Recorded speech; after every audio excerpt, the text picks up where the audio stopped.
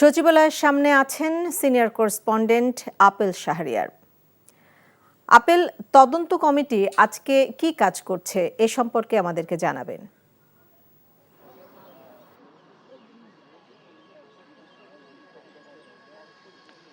হ্যাঁ, সচিবালয়ে আগুন লাগার ঘটনায় স্বরাষ্ট্র মন্ত্রণালয়ের সিনিয়র সচিবের নেতৃত্বে ৮ সদস্যের একটি কমিটি গঠন করা হয়েছে।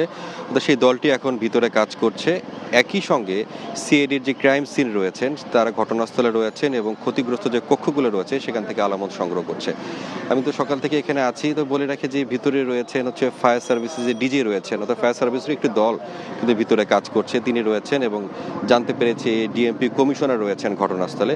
সব মিলিয়ে এখন মূলত হচ্ছে যে এই কারণ অনুসন্ধান, অর্থাৎ কিভাবে আগুনের সূত্রপাত বা যেটি বলা হচ্ছে যে আসলে এটি কি নাশকতা কিনা বা অন্য কোনো বিষয় কিনা, সেটি কিন্তু বিষয়গুলো নিয়ে কিন্তু তারা কাজ করছেন।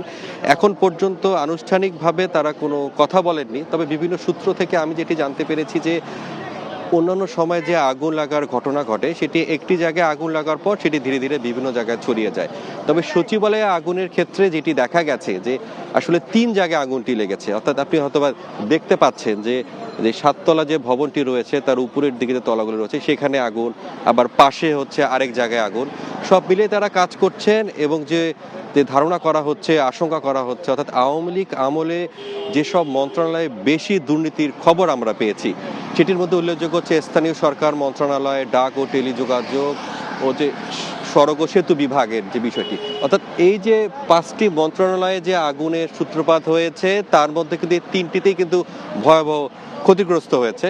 তবে সব মিলে বলে রাখি যে যে টিমটি এখন কাজ করছেন এবং তাদের কাজের অগ্রগতির বিষয়ে সার্বিক বিষয়গুলো আমরা এখানে অপেক্ষা করছি, তারা বের হলে তাদের কাছ থেকে আমরা জেনে আপনাদের আপডেট জানাই দেব দর্শকদের।